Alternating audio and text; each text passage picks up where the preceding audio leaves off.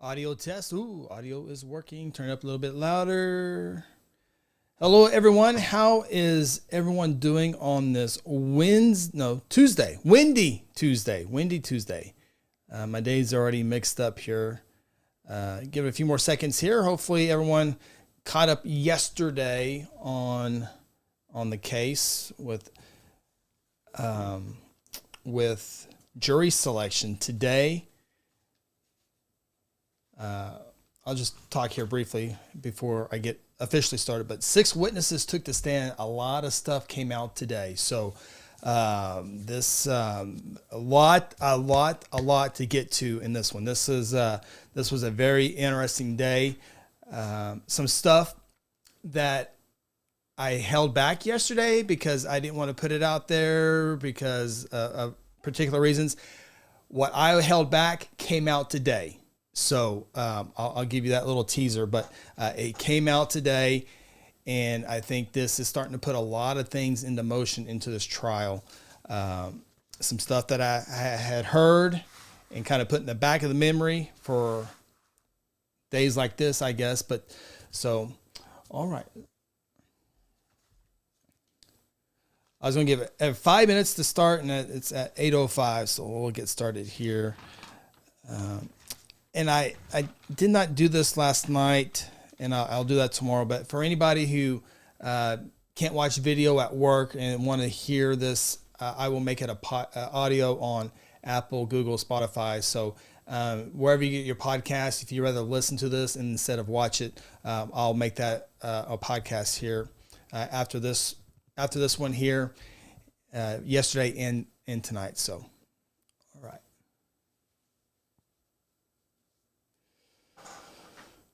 Okay, so and make sure all the comments are working here. Greg Gibson, good to see you. Sounds good. Awesome. The Hangry Mama, yes, it always pays to let it come out in court for sure, and that is very, very true. Tonight I will have some of the stuff that came out and some things that I did not say yesterday that I think I will share, and it's all speculation on my part, that using some sources and all that stuff that I feel a little bit more comfortable using now. We'll see when I get to the moment. I think I will use it tonight, so we'll find out how it comes out. Okay. Hello, welcome back inside the Chris Evans podcast. Today was day number 2 of the Dan Triplett murder trial here in Logan County. Dan Triplett has been charged with first-degree murder and desecration of a body. The victim was 51-year-old Brent Mack. Brent Mack was found buried underneath a septic tank. A lot of details on that tonight. Out in northern Logan County near Mulhall, and it was a lot of police detective work, and I have a lot of that information tonight on exactly how they figured all this out, where the body was, and all that. So a lot to get to. So hang on to this one, because there's going to be some stuff that comes out that was very, very interesting. So we got started at 9 o'clock this morning. District Judge Philip Corley got everyone started on time. The jurors were read their instructions, and I can tell you ahead of time, as you can imagine, this case is very interesting. So it's not surprising whatsoever that the jurors are very attentive. They're paying attention, and you can tell they are listening to every word that the lawyers and that the witnesses and that the judge are saying, and they are zeroed in on this case, as you would imagine. So, okay. So after the jury instructions, the state gave their opening statement. Logan County Assistant District Attorney J.R. Kolka gave that, and I know there's a big J.R. fan club out there watching this. J.R. Kolka, I mispronounced his name yesterday, and so I apologize to Mr. Kolka and Mr. and Mrs. Kolka, his parents. I got it right tonight. Hopefully, moving forward, I will do that as well. Also, as I go along, ask questions, because I might go too fast, might overskip something or something like that. Randy asked, is the jury sequestered? Nope. They come and go as they please for lunch, obviously at nighttime. right now. So they are given, and I'm glad you mentioned that, because I will do it as well. Judge Corley reminds them every time before they're excused and they go out into the public not to discuss this case with themselves among each other, because sometimes they go up in the jurors' room, they can't talk about the case whatsoever until closing arguments and the judge gives them. But he tells them, don't talk with family members, don't discuss it, remove yourself, don't watch the news, don't read radio, don't watch radio or listen to radio, watch TV reports, any of that good stuff. And this is a good time disclaimer for me as well. There's 12 jurors. There's 2 alternate jurors. If you're watching, you shouldn't be watching, and get off of this podcast, because there's some stuff, any of this, you should not be able to be doing any homework on this case. Thank you for the disclaimer reminders. Thank you. Do not watch this if you're a juror or an alternate juror. So J.R. Kalka began his opening statement at 9:15 this morning and went for 17 minutes. So he started off, and I got a bunch of notes. I have some pictures. I have some maps. So I came a little prepared tonight. But he first read the charges, the first-degree murder and desecration of a body. And he said, October 21 at 7295 County Road 69, which is in Mulhall, Guthrie Police Department, the OSBI, the medical examiner, Logan County Sheriff's Office, and Logan County District 3 excavated a septic tank that was put in by Dan Triplett, the defendant, and Brent Mack. Before that, they had a 1-month investigation going on in a missing person. Mack, of course, was the employee of Dan Triplett. Triplett was the last person to see Mack, is what in this opening statement said. He said that Mack was buried 9 feet below the ground level. And there will be more information here. Remember, these are opening statements here by J.R. Kalka. It was a 1,000-gallon septic tank that was installed. Brent Mack was found, when they found him under that septic tank, wearing work boots and work gloves, and a bullet in his chest cavity was found. The projectile was in his chest. 2 fractured ribs and went into his lung, and that's obviously how he died. It was 2 fractured ribs, and then the bullet went into the lung. So one of the few last things that the opening statement by the state said, that there was so there's a big old hole for the septic tank, but there was a separate hole that was buried out.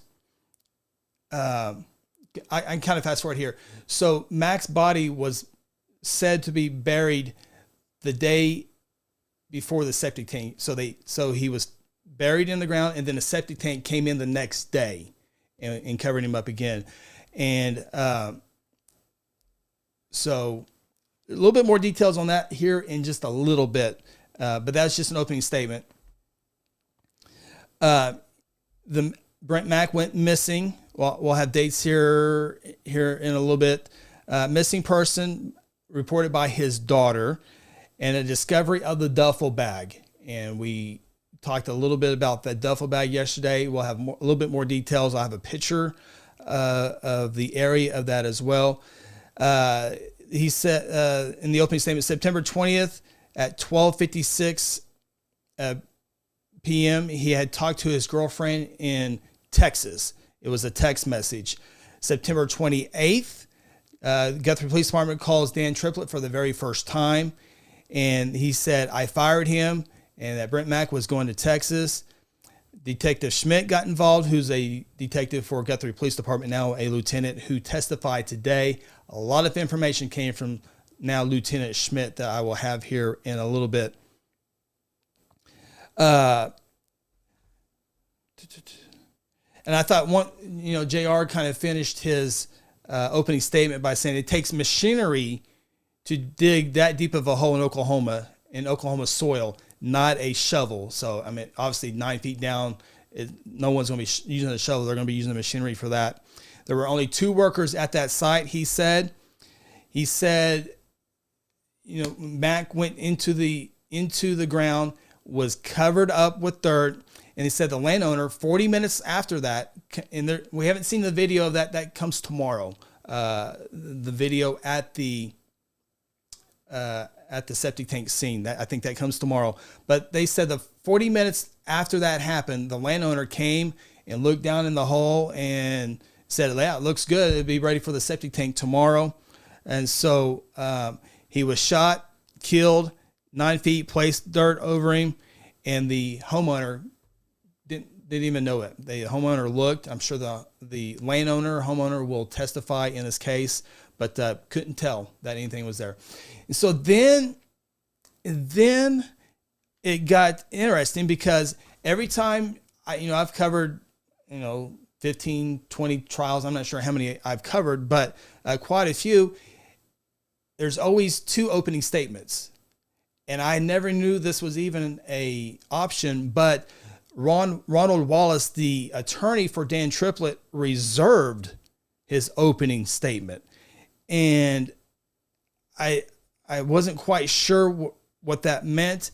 And, it's just like, why reserve? Why, there's only going his attorney's only going to call 1, maybe 2 witnesses. That was kind of weird. And now he's reserving his opening statement. And so I asked an experienced attorney exactly what that meant. And the attorney, not involved with this case, said that the attorney will now wait for the state to present their evidence. State will rest, and then he can give his opening statement. So I guess he's going to see how the state shows their case. And then he has reserved his right. The attorney told me in this case, it's actually smart that he wants to wait and see all the evidence that the state gets in before he gives one. And it allows him to address holes, if there's any holes, that the state has in their opening. So no opening statement from Ronald Wallace and Dan Triplett's attorney at this time. Very, very interesting. And I'm sure a lot of people who watch that stuff probably know about reserving. I did not know that. So this one was a new one on me, but it does happen in cases. That was good to know. Okay, so the very first witness of the day, there were 6 of them today. The very first witness of the day was the daughter of Brent Mack. And she had said that at one time that Brent Mack had lived with her and her family. I think she said she had 2 or 3 kids, and that she transported Brent, her dad, to work. Sometimes Dan Triplett would pick him up for work. She said that Brent Mack was always paid with cash, and she used words under the table, was her exact words. That Brent worked multiple jobs for Dan Triplett. Mowing was one of those that she had mentioned.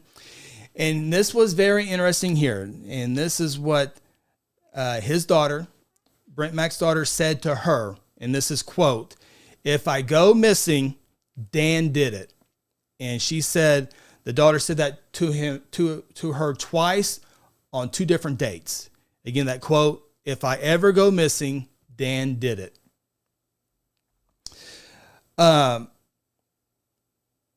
So this all started, the brother could not find, so went missing, and the daughter, who testified, says she hadn't talked to her dad in 3 or 4 weeks before her brother contacted her that their dad had gone missing, and that the brother saw a Facebook post that someone had posted. A duffel bag was in their backyard. And they recognized the duffel bag as an army bag. They knew that was their dad's bag. I guess Brent at times didn't have a home from time to time, so he would stay in hotels, and he would always have that duffel bag with him. But the brother sent that picture to her. Here in a little bit, the person who found the duffel bag was a witness again today. So we'll get to that part here in just a second. Inside the duffel bag was some clothing and a hat that had his name on it, Brent Mack. So they knew that's belonged to them. So she reached out. The daughter reached out to Dan Triplett via Facebook Messenger, and alertly she took screenshots of this conversation. And this is exhibits 2, 3, and 4 for the jurors to look at. The Dan Triplett Facebook message. This is what Dan Triplett messaged, not word for word, but messaged his daughter, because the daughter reached out to Dan Triplett, say, "Hey, he's missing. Have you seen him?" And Dan Triplett, in one way or another, said Monday was his last day, gave him a severance pay, dropped him off at the laundromat. He argued with somebody. A little bit later, at 7:33 p.m., he said, "Let him go." He threatened a customer that he was going to meet somebody with a gun, and that Brent Mack seemed heated. And then the daughter sends a message, Facebook Messenger, to Dan Triplett, and she says she sent it and then deleted it before the message was seen. And part of that, what she said on September 26th, that if you know something to do with him missing, he always looks up to you. And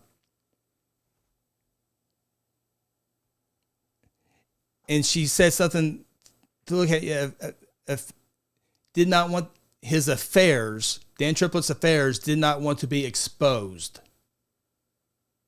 That got deleted. So Dan Triplett, according to the daughter, never saw that about the affairs wanting to be exposed. There had been rumors of that. I held back on that. I'll probably hold back a little bit more, but it comes up one more time a little bit later on. And I think that's an important part of this entire case of why what may have happened. Contacted the Guthrie Police Department on September 28th with a phone call. And then the family began searching for Brent Mack, and they even offered a reward. They were searching lakes. They were searching all over the place for Brent Mack. The J.R. Kalka did all the questioning. Laura Austin Thomas, the district attorney, was at the table, but she didn't. She had a little bit of part. I'll say that, as far as the speaking part, she had a big part here in a little bit, but that comes up here in a little bit. So he's finished, and now it's now Dan Triplett's attorney's turn to ask questions, and this was the first time it came out of publicly. And so Ronald Wallace was asking her, so you said that Brent Mack lived in your house and that you had dinner and you guys went on family outings. She said yes. And then Ron Wallace said, well, did you know about the 6 felonies that he had, the 4 misdemeanors that he had, a protective order that he had, if he was such a family man? And J.R. Kalka at that time made an objection about that. And I'll have a little bit more on that here as well, because I'm trying to go in order of how things happen. And that and she was very calm. She was a tremendous witness. I think trying to get her upset might have been, maybe not. Maybe he was just looking for answers. But she remained calm the entire time. She admitted that, I think he went to prison maybe twice is what she said. And relationships accused of being violent against women.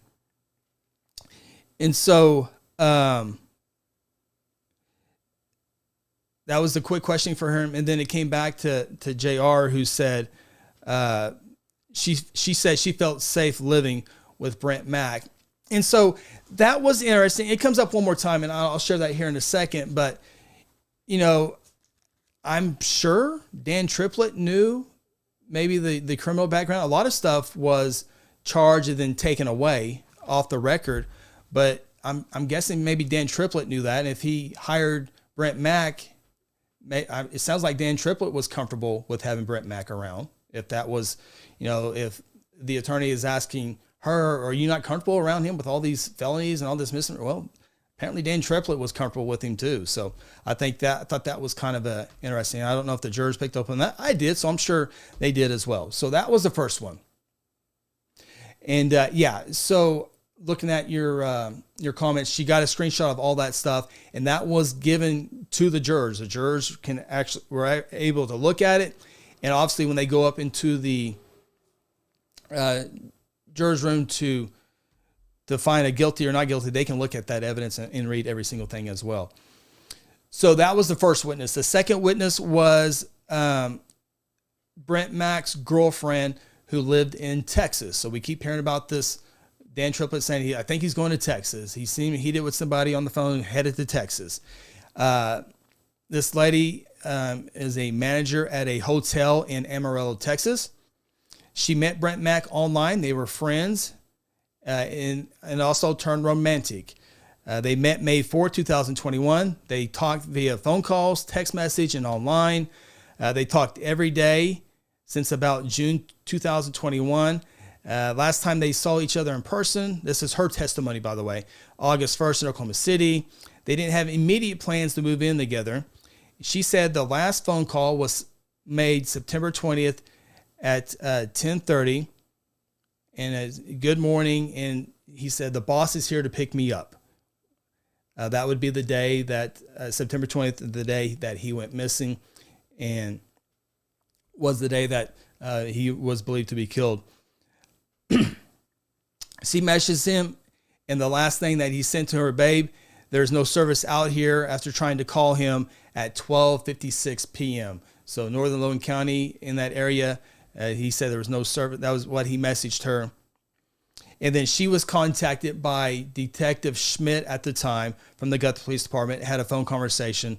Brent, because she tried calling him and obviously didn't answer, and it went right to voicemail is what she said. And that Brent Mack's son reached out to her about him missing. And so now they know something's up because he's not returning anybody's phone call. That was September 26th, 27th on there.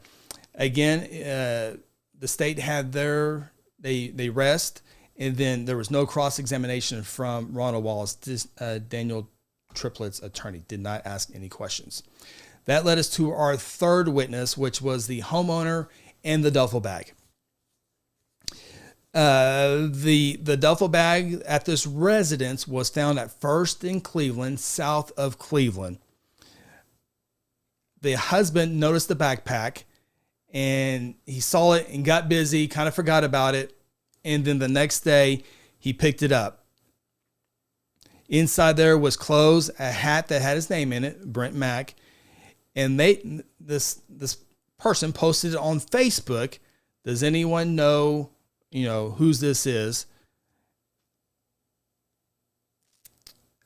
The brother sees it, sends it to the sister of Brent, the daughter and son of Brent Mack.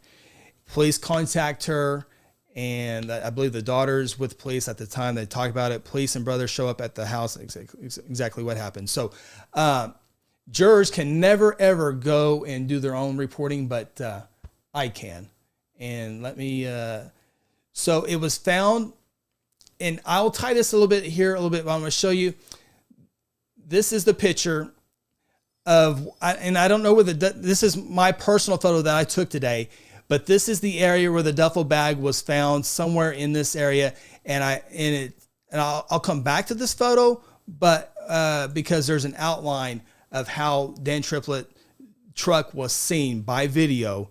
And so I'll come back to that here in a little bit, but that was taken today. That is not any evidence by any means. Okay, so that was the third witness. The fourth witness today was Haley Fisher, who was the initial person, the initial officer who took the missing persons report. That took place on September 28th. September 17th was the last contact by anyone by a phone call. Spoke with Triplett twice. So this is coming up here in a few seconds. Haley Fisher is going to talk to Dan Triplett. So it's the first time that police have contacted Dan Triplett. And these phone calls are actually played in the courtroom today. So jurors got to hear it for the first time. They played the call. Dan Triplett said last time they had talked, Dan Triplett and Brent Mack, was Monday. An argument, he said Brent Mack had got an argument with his customer, and in that was what he had said. He had kind of got into an argument, a heated argument with one of his customers. And so Dan Triplett said on the phone to the police that his wife said, "You need to let him go." He was mowing and on the phone and said, "You need to let him go." And so Dan Triplett said, dropped him off at the laundromat with servants pay around. They couldn't say exactly what time. The police officer asked him what time it was. And maybe around 7:00. It was close to dark time. Said he had lived in a trailer. Brent Mack had lived in a trailer that he had sold. I don't think it had any electricity or OG&E or any electricity or water or anything to it, but it was out in the county, and Logan County Sheriff's Office was notified. They went out there, and Brent Mack was not in the trailer, obviously. Dan Triplett had said something about an Army guy's bag that he had, that he does laundry and was going to go see his girlfriend. A second call was made from Fisher, the police officer, to Dan Triplett, asking for the location of the trailer. It was a very, very quick phone call. Dan Triplett said Brent Mack had stayed in some hotels before, and so police went to all the hotels in the surrounding area trying to see if Brent Mack was there. Obviously, he was not there. And that was Haley Fishers, who was the fourth witness. And I think there was...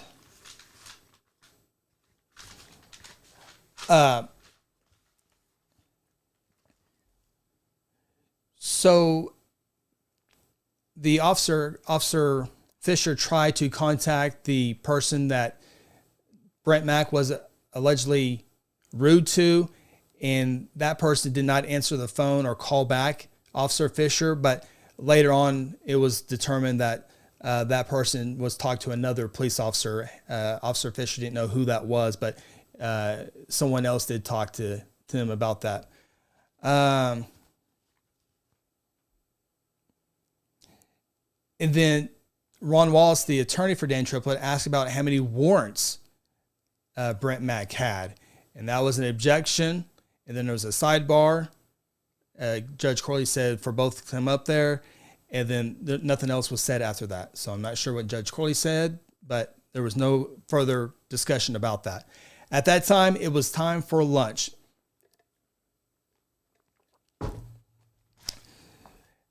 Before the jurors came down, there was a motion. The state, Laura Austin Thomas, said, we're going back to when Attorney Ron Wallace was talking about 6 felonies, 4 misdemeanors, a protective order. It came out of nowhere.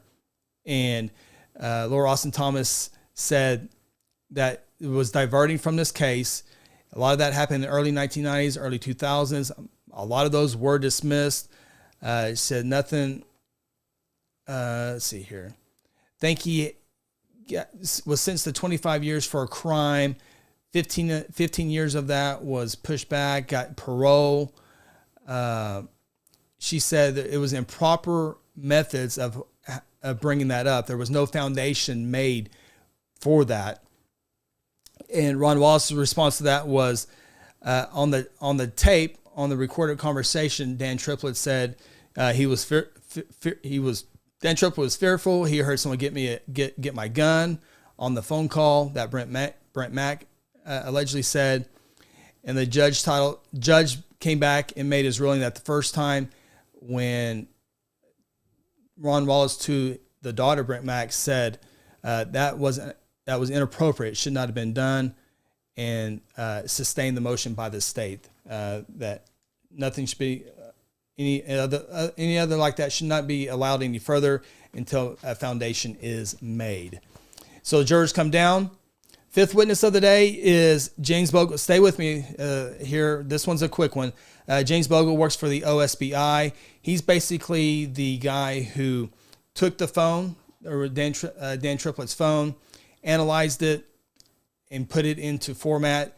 He didn't do any investigating. He just got stuff off his phone that was requested by the police department, and then he gave it back. So real quick there, cross-exam, the Ron Wallace, the attorney, looked at the phone case, looked at the envelope, looked at the phone with Dan Triplett, confirmed it was Dan's phone, which was an iPhone 6S, and there was no questions asked. No questions asked. The sixth and final witness here on day number 1 was Detective Mike Schmidt with the Guthrie Police Department, who is now a lieutenant with the Guthrie Police Department. And this is where a lot of information comes out here. So the foundation, the state is laying their foundation. They're big. I think their biggest witness coming up will be OSBI agent Kevin Woodward, who will put all this together. Right now, they're just laying the foundation. We haven't heard any interviews with Dan Triplett yet. That may come tomorrow. So here, and this is in order of what Michael Schmidt gave on the stand today. They received a report of a missing man on September 28th. They contact OSBI the next day on September 29th. They said the last phone call was at 11:25 and the last message was at 12:56 on the phone. And the last text message was Brent Mack to his girlfriend, quote, "Okay, babe, I'll call you later." That was his very last text message. "Okay, babe, I'll call you later." They found the duffel bag, which is, there was 4 photos given to the jurors, exhibits 92 through 96. They pulled the video from the library and the laundromat. Remember, Dan Triplett said he dropped Brent Mack off at the laundromat. I'll have a map here in just a few seconds. They pull the video from the laundromat and the library, and they do not see Brent Mack going in. And there was a few different angles, and I knew there was video evidence. A lot of us knew there was video evidence all over this case, but this one, they're motion activated a little bit. They weren't the best. I was thinking they would look like they're off of motion. So if someone drives and stops at a stop sign, it cuts off. But as soon as they take off, you see it again. So you can see that. You can see Dan Triplett's truck. It's a distance, but you can see it, and that's what they were, obviously what the state was trying to do. I'll show you that here in a second. More details come out. But they don't see Brent Mack going in the laundromat, as Dan Triplett said he had dropped him off there. And they had the video of the library and the laundromat the entire day. So they had to go through the entire day of that. In the video, you can see a large white semi-cab with a flatbed trailer, which is Dan Triplett's truck. You do see that in there. And pay attention to the flatbed trailer. Remember that part here in a little bit. Their motion activated cameras said he was not, Detective Smith said they was not dropped off. They had video at the West Side Travel, which is the convenience store out by the hospital. They're on 33 and Academy. They had video of Dan Triplett's truck going through there. Okay. I'll come back to that here with a map. There's one more part I got to get to. I promise here. We'll come back. Just bear with me. This is all in order here. September 30th, they called Dan Triplett requesting an interview. Michael Schmidt calls Dan Triplett and he says, "I'm working in Cushing. Call back." He did not call back Detective Schmidt. And I don't know if it was the next day or that same day, but Lieutenant Mark Bruning, who we all know has passed, was really he was the lieutenant. He was the lead detective in the Guthrie Police Department. Detective Schmidt worked with him. But obviously we know Mark had passed away, but Mark had called Dan Triplett on his personal phone. And Dan Triplett according to Mike Schmidt, told Mark Bruning. Schmidt said he heard this conversation on the phone. I guess it was on speaker in the office. He said he heard this. He said he fired him, $1,000 severance pay, dropped him off. He said the last time they had worked together was at 14300 County Road 69, which was in Crescent. They said that was September 10th, the last day they had worked together, September 10th. They said Dan Triplett told them it was a one-day job. It was a one-day job. So if it was a one-day job, Detective Schmidt thought that was weird. If it was a one-day job and video shows Dan Triplett coming into town at the West Side Travel, and then comes through town to laundromat and the library, but there's no backhoe on the trailer. If it was a one-day job, where's the backhoe? So Detective Schmidt thought that was a little bit weird. If it was a one-day job, where's the backhoe? I don't think you leave it at the place. Maybe you do. I don't know. So, and then Detective Schmidt said another thing that Dan Triplett said 3 or 4 times in that phone conversation. And this is a quote. Detective Schmidt said, "I had to get rid of him because of the violence." He said that 3 or 4 times, and Detective Schmidt thought that was kind of weird, a weird way of saying I had to fire him or let him go. But he said, "I had to get rid of him because of the violence." So they went, Lieutenant Bruning, Detective Schmidt, and OSBI agent Kevin Woodward went to that location to the location of 14300 County Road 69. Detective Schmidt then says in a person interview, actually, let me go ahead and show you this map here real quick, just to kind of tie this in here for you. Gotta get this off of here. Apologize for the podcast viewers, but so here is the map of Guthrie. So right, I'm circling the 89er Bowl. Obviously, this is Highway 33 and Noble.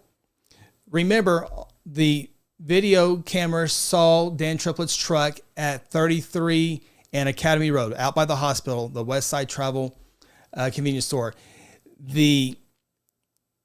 And so he's traveling east on 33 and then has to make a south turn on First Street. Now, right here where I'm circling is where the duffel bag was found, in that little yard here. Let me show you one more time. This was a photo that I took today. This is not any evidence by any means. This is just a photo that I went over and took where the duffel bag was. I don't know if it was over it was somewhere near the area. That's all. Where exactly it is, I don't know. Okay. So this is the area where that was found. The surveillance camera on the library is right here. There's a surveillance camera on the library right here. And then this is the laundromat right here. And it also had a camera. And so all the video cameras show Dan Triplett's truck, flatbed truck with no backhoe on it, driving east on Cleveland. So there's no turn. As you look at this map, there's no turn into 2nd Street. You have to go to 1st Street. That's where the duffel bag was found. And then video camera shows Dan Triplett's truck driving eastbound on Cleveland by these cameras. Okay, so maybe that gives a little bit more of a look for the duffel bag and Dan Triplett's truck, which does not show Brent Mack being led out. Not the best of cameras. I could be honest with you. I was a little disappointed that the cameras weren't a little bit more clear. You can definitely see a truck. I will be interested to see if the attorney, Ron Wallace, for Dan Triplett makes an argument that the camera was kind of herky-jerky from a distance, and did he let him out? You know, the cameras are motion detect. I'll be interested to see if that comes out. and how that is approached. So get back to the notes here. One day job because of violence. They had an in-person interview with Dan Triplett at Guthrie Police Department on October 12th. And in that interview was Mark Bruning and Kevin Woodward. Kevin Woodward will expect to hear tomorrow. Detective Schmidt said he was not in that interview, but Lieutenant Bruning asked Detective Schmidt to go into the interview and show Dan Triplett the surveillance video that at the library and at the laundromat that they said does not show Brent Mack getting out. There is more video, and I did not know about this one. Dan Triplett said that he had took Brent Mack to a Dollar General in Crescent on September 20th, and that Brent Mack went in. Well, maybe I put that. I don't think he said September 20th. I don't think he did. Bad notes. I'm not sure what but anyway, there was a video of Dollar General in Crescent. It said Brent Mack went in. They pulled that video, which had 7 to 8 different cameras at that Dollar General, and they watched the entire day, and they didn't see anybody matching this description or the description of Brent Mack going in. Now, they do see in a distance, obviously the camera is there to see people coming in and out of the store, but the front camera on the building showed Dan Triplett's truck driving northbound. It comes in at 10:50 a.m. 14 seconds, and then out of the frame at 10 minutes and 50 seconds and 17 seconds. So it's a 3-second across the video. Never shows that truck pulling into Dollar General. It doesn't show Brent Mack going in and out. It does show Dan Triplett's truck driving by, but no one coming in. So again, more video evidence in this case. On October 13th, this is Detective Schmidt still testifying. On October 13th, a search warrant was requested and approved for Dan Triplett's house. This is exhibits 54 through 57 that was given to the jurors. It was for Dan Triplett's work truck and backhoe is what those pictures showed. Exhibits 58 through 60 showed pictures of inside Dan Triplett's residence, of his kitchen and office. Exhibits 61 through 65, pictures of the office. Detective Schmidt said it was a disarray. It was just cluttered everywhere with documents. There were 6 or 7 agents going through all this, looking for paperwork of the jobs that Dan Triplett had performed with the septic tank business. Exhibits 66 through 70 were pictures of other rooms. Again, Detective Schmidt talked about the clutter in the house, all the documents that are all over, and just stuff all over the place is how he described it.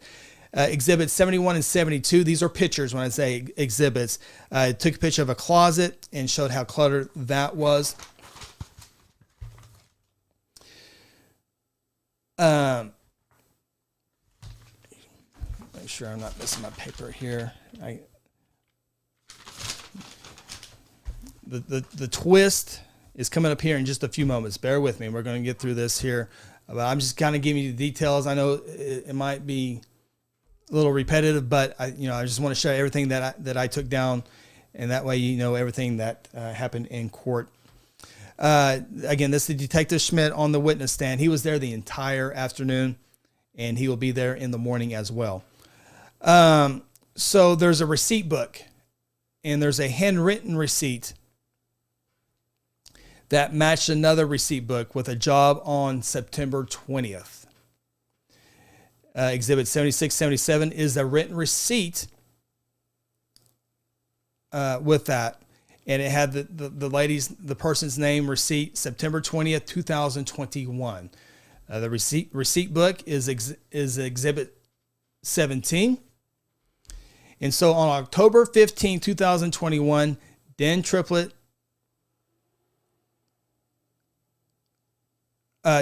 cell phone is taken by OSBI. He gives them the passcode, and now they have to get another search warrant to be able to go through the phone. And so I told you earlier, OSBI went through that, and the report came back between 48,000 and 50,000 pages of data. And this is kind of a side deal, but 50,000 pages of data was taken from a cell phone. If you're on your cell phone a lot, I don't know how many pages that would be. It was a PDF, but kind of crazy how powerful these phones are. But anyway, side note. One of the text messages said Dan Triplett was done by the 10th on the Crescent location. Remember the receipt there? That was Exhibit 97. Okay, so I have 6 pages of notes today. 6 pages of notes today. And I only have one area highlighted, and this is it. On the text messages that Detective Schmidt was going through, there was a text message that said Raymond, and there was a date, and he didn't know the date. So I'm going to make one up. Raymond 11/21. I don't know. It had Raymond and a date. Detective Schmidt could not remember that. And he said there was text messages with a Trina Salazar, some intimate messages with Trina Salazar, including a nude pic of her. So we heard the first witness of the day, the daughter, Brent Mack, talking about all the affairs out there. Now we hear that there's intimate conversations back and forth between Dan Triplett and Trina Salazar, including pictures. And this is it's a twist in this story, and it's another sad twist because, and I think the last text message between those two was September 22nd, and it's part of the story, and it sucks, but I have to share. But Trina Salazar was the lady who was shot and killed on October 1st in an unrelated incident, and it was a story that Guthrie News page had to cover. I'm sure a lot of you remember the story here. But it was a home invasion. The homeowner comes inside the house. There's people in there. He fires his weapon, and 44-year-old Trina Salazar died at the scene with a gunshot wound. A couple of other people were eventually arrested, but that is part of this story that has been there. It just hasn't come out until court today. So it's a sad deal that having discussed this, that someone died, and it's a weird spot, but it's an important part, I think, in this case. And so during the preliminary hearing, which was smart by the state not to go into a motive, okay? Obviously, Brent Mack's sister knew about the affairs, which tells you Brent Mack knew about the alleged affairs. I should say alleged affairs. But Detective Schmidt saw text messages and pictures. So if Brent Mack's daughter knew about that, obviously Brent Mack had to know about the alleged affairs.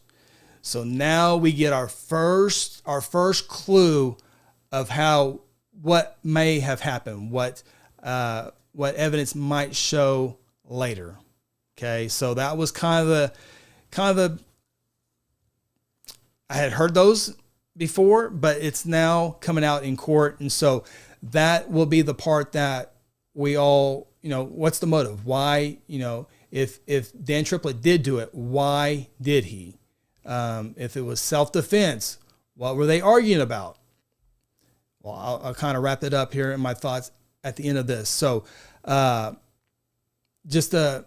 I didn't want to have to bring her name, but it came up in court, and just trying to tell the story as it is. There's no easy way of saying it. So, but anyway, I'll try to wrap it up. If you guys have questions, I'll try to see if I can answer those here in a little bit.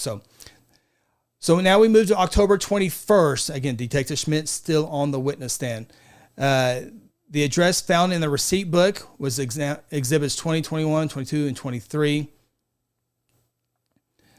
It was the pictures of the property of the septic tank that Dan Triplett and Brent Mack worked on. Photos 24 through 27 were digging up the septic tank. Exhibits 28 through 30 was the same. Exhibits 31, 32 was the picture of the septic tank out of the ground. Photo 33 was the septic tank out of the ground as well. Exhibit 34 was the whole of the septic tank after it was removed. Exhibit 35 showed the medical examiner's office probing the dirt, looking for perhaps a body. Exhibit 33 was more pictures of a probing. Exhibit 37, a picture, loose dirt and under the dirt. So the septic tank is removed, and now they're probing, and they find loose dirt under the septic tank. Exhibit 38 shows an area they continue to investigate more. They said that you need to come over here and look, take pictures of this. Exhibit 39 was the initial, this is a photo of the Exhibit 39, the initial discovery of Brent Mack's belt. So they first find a belt. Exhibit 40, a picture, is a Detective Schmidt and the medical examiner worker moving dirt by hand. They're now moving it by hand. Exhibit 41 shows moving dirt, showing position of the body. So now they're starting to see the body. And these pictures were passed along the jurors. They didn't show these pictures in court today, so I didn't get to see them. Everyone in the gallery didn't get to see them, but every single juror, they passed it one by one. They looked at it, and they passed it on. So we didn't get to see any of these exhibits in the courtroom. Exhibit 42 is the body in the grave. Exhibit 43 is more the body with tape measures, so they're measuring out the grave. Exhibit 44, they dig a little bit more to show further along. Now this photo is showing majority of Brent Mack's body. Exhibit 45, the entire position. You see the entire scene there. Exhibit 46 is the same. ME with GPS device of the exact location. So they can pinpoint exactly where the body was at. Exhibit 47, body in regards to the size of the hole. It was buried to the south of the hole. Exhibit 48 was a wallet with IDs that was found in Brent Mack's jeans. And then the next question that J.R. Kalka said, what happened next? And Detective Schmidt said Dan Triplett was arrested at his residence, and the medical examiner transported the body. The Oklahoma Medical Examiner's Office calls Guthrie Police Department and says a projectile was found in the body. Another search warrant for a gun was on October 22nd. The medical examiner's office told investigators that it looked to be a caliber of a .38 or a .357. A little bit later on, the OSBI firearms specialist said it could also be a 9mm bullet.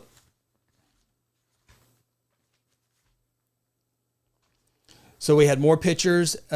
Exhibit 99 was Dan's driveway. Exhibit 100 through 104 was guns and ammo. Remember, they did another search warrant to go inside the house for guns and ammo. And those were pictures 100 through 104. They said the gun and ammo was scattered throughout the entire house. And we'll get to other places located, but they said it was in multiple locations in the home. Exhibit 105 through 108 was stacks of ammo and a safe with multiple guns in it. Exhibits 109 through 112 showed guns seized and ammo. Exhibits 113 through 115, gun found in the vehicle. Actually, it was found in two separate vehicles. Guns were found there. Exhibit 116 through 117, gun found in another vehicle. So 3 vehicles total in multiple places in the house is where guns were found.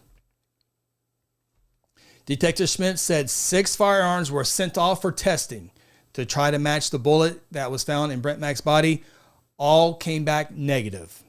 So that tells me that I remember in preliminary hearing, Ronald Wallace, the district attorney, said there's no motive and there's no weapon. I kind of said it like that. There's no motive and there's no weapon. And I don't know if I got that in my article or not, but that goes to prove that there is no gun at this time. Detective Schmidt continued talking about the clutter, and Detective Schmidt said the house was so cluttered that he's not confident that they were able to recover all the guns. That was what he said. The last thing that Detective Smith was part of was video evidence of more video of a nearby business that had video of the property where the septic tank was installed. Didn't go any further than that. This was about 4:15 in the afternoon, and Judge Corley asked both of them to come up there. Both attorneys to talk about it, and Judge Corley let the jurors go early today at 4:30. So first thing tomorrow morning at 9 a.m., it'll be Dan Triplett's attorney, Ronald Wallace, turn to ask questions of Detective Michael Schmidt. That was today's case here in Logan County. Again, a lot of stuff that you've heard the police couldn't go into because of investigation. Now it's starting to come out a little bit more here. So I didn't know how to do it anyway. I just took notes down and just relayed them as I have with you guys. So that is what happened in court today. So I will go through here. There are a lot of stuff on here, comments. And so if I missed any of them earlier, let me know. Maybe you have to maybe ask your question again, because I don't want to bore everybody with reading through all this stuff. But we'll just start here at the top. Do you think defense will try to discredit because Schmidt wasn't the one who actually did this? No, it's a good question. It's a very good question. Obviously, Lieutenant Mark Bruning was the supervisor of Michael Schmidt. The thing that will help this case was Detective Schmidt was on this case in the early beginnings, and OSBI Special Agent Kevin Woodward was on this very early. Both will testify. So it would have been great to have Lieutenant Mark Bruning testify, because he's a good lieutenant. He's a great investigator. He does well on the witness stand, and he's a little bit more.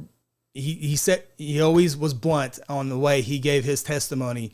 And I mean, when Mark Bruning took the stand, you listen, because he was very blunt, to the point, no sugarcoating, in big cases like this. So the good news for the state and for the investigation part of this is Detective Schmidt and Special Agent Kevin Woodward were on this part of this investigation almost immediately. So good question, though.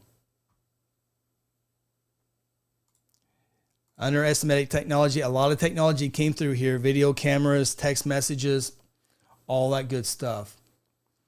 I was thinking if Dan Triplett had 50,000 pages, PDF pages on his iPhone 6, how many pages do I have on my... I don't even want to think about that. Randy Lachey, I remember that story and wonder why I remember the name. Yeah, that's... and there's more. There's more to that, but I think I better wait for court to go any further on that. It's there. I don't want to go any further than that. So.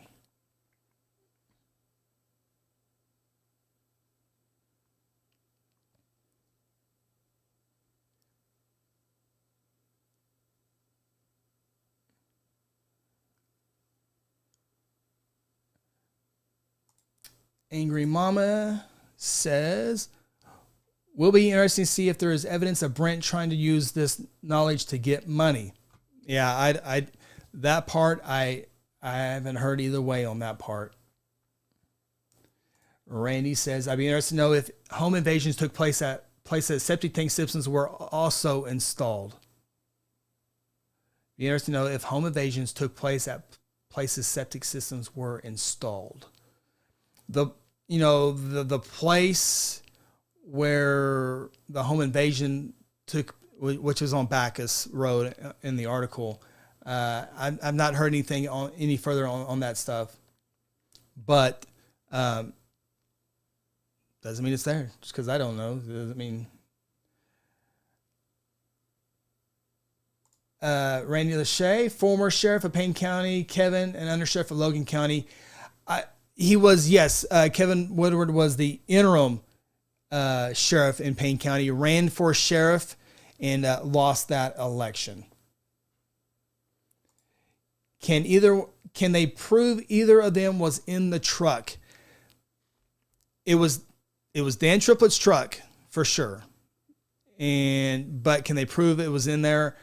From the video, and they were still images as well. From that, I would not be able. I was a distance. I would not be able to see anybody in that truck.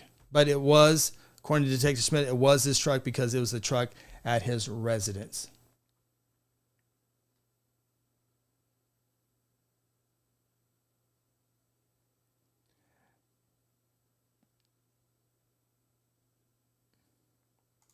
All right, I'm going to page 2 of comments here real quick and go back. So again, if you ask a question, and it's hard to go through all these in real time, so I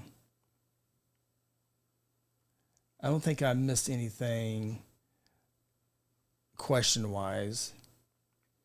Just a reminder, as I continue to look at all these here real quick, there will be no court on Friday or Monday. The courthouse is closed on Friday for 89ers.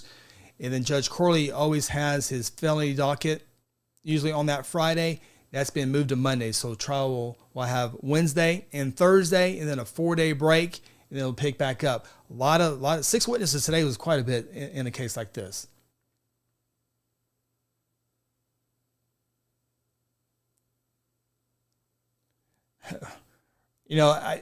Randy says time to wipe the phone.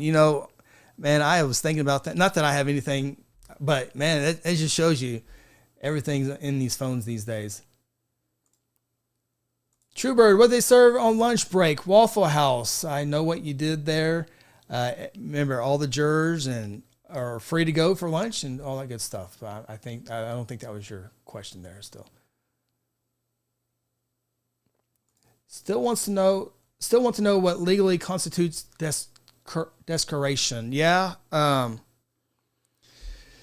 So, it's all speculation right now because obviously Dan Triplett's attorney did not give an opening statement. He reserved that opening statement. And so we don't know the other side of this. Where is he going to go with this? Is it self-defense?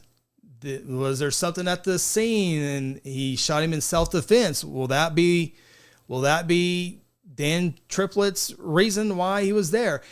And I that's just me speculating. Was it self-defense? I mean, I think video will show 2 people were there, 2 people worked. I mean, it's a septic tank. It's all there. Was it self-defense that, but I don't know how many people would have access, and maybe it'll come up. Maybe it's great. Ron Wallace, the attorney, will have this, but not very many people can just dig down 9 feet with machinery without a backhoe. And I mean, the body had to get there.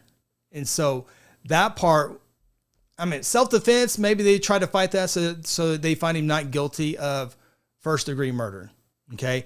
But there's still a body and obviously was covered up in a separate grave from a septic tank.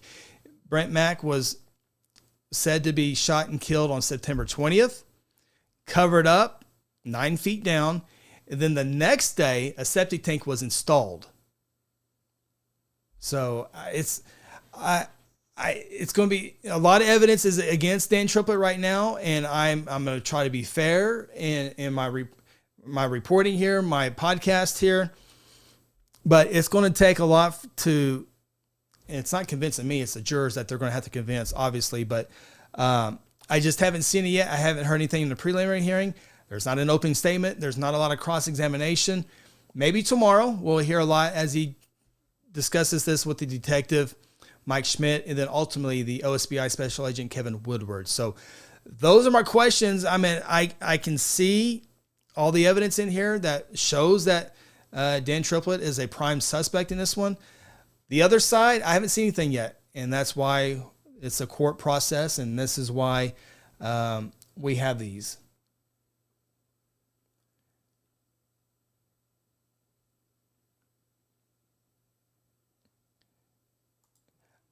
True Bird, you'll have to go back and watch the beginning of this, and I'm trying not to go too long, so I'm going to just wrap up here real quickly, because if you go too long, people don't want to watch or listen, but I don't want to keep everybody. But as a comment not to give opening statement, I said earlier, I've covered, 15 to 20 cases here in Logan County.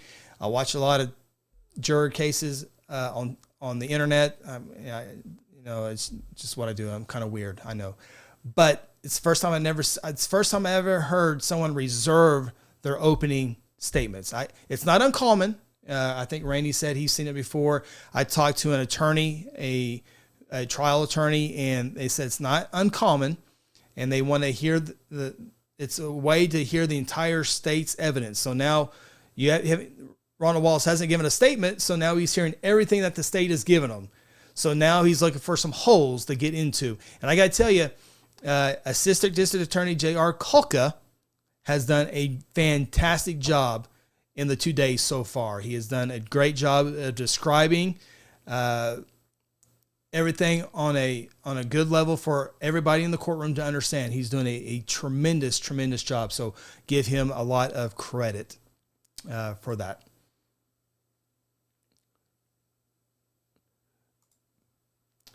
Good question here, Angry Mama. I'm glad you asked it. I should have brought this up a few times. Could you see Triplett's reaction to Trina's text message?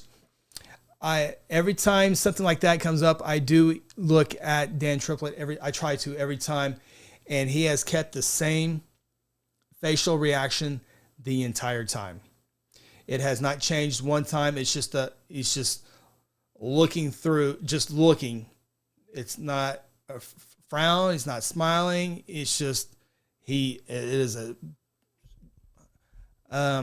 just a blank, a stare look. I mean, it's just even kill. There's nothing that gives anything away. No cringe, no smile, obviously no smile, but there's no reaction. I mean, he is focused, staring off. I don't know but there's been no reaction from Dan Triplett the entire time.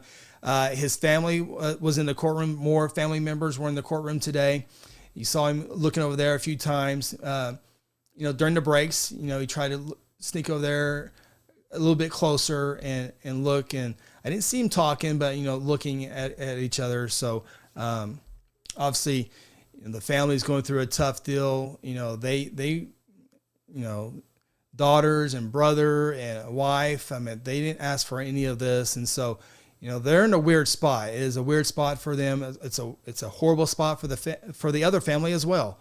Brent Mack's family, probably 22 people were there in support of him today. So it's tough in the gallery because I had the Triplett family to my right. I had the Mack family to my left. And the Mack family was a little upset when Ron Wallace brought up the 6 felonies and the 4 misdemeanors and a protective order. They didn't really like that. It kind of came out of nowhere, and they didn't act out by any means. They just, you can hear a sigh, some heavy breathing and upset. You can tell they were upset. So, good question. And I'm glad you said that so I can give you Dan Triplett's emotions, but no emotions from him.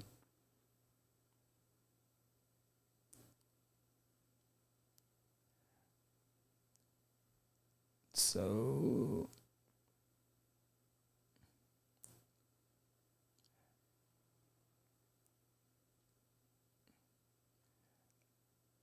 can you draw sketches out tomorrow's show? I'm a visual person. I am a horrible artist, but for you, True Bird, I was able to take a picture yesterday. This was yesterday in court. This was after the end of the day of jury selection, Dan Triplett was almost dressed almost exactly like this today. I think that his shirt was a little bit more of a white shirt today, but Ron Wallace is his lead attorney there in the red tie. Charles Mullins is the other attorney, the gentleman there in the gray suit. But that is Dan Triplett yesterday, and he was dressed very almost the same way today. So there you go.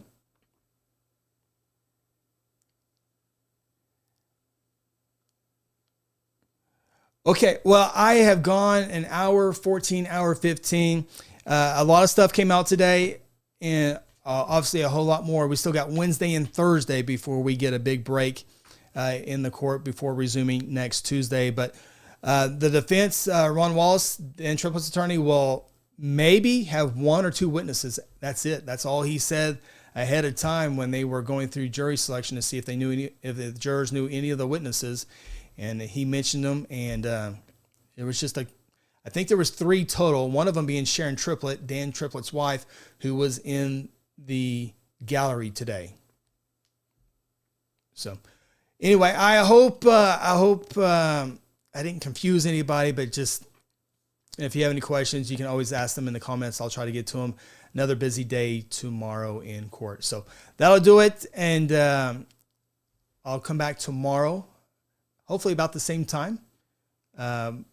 Maybe, tomorrow's open mic. So it might be before, it might be after. I'm not sure. We'll have to play it by ear. So just subscribe to Second Man Media. I will put that on there when I put it on there, I'll put my estimated time. I will have that. So just stay by with that. All right. I'm Matt here. Hope everyone has a great, great Tuesday night.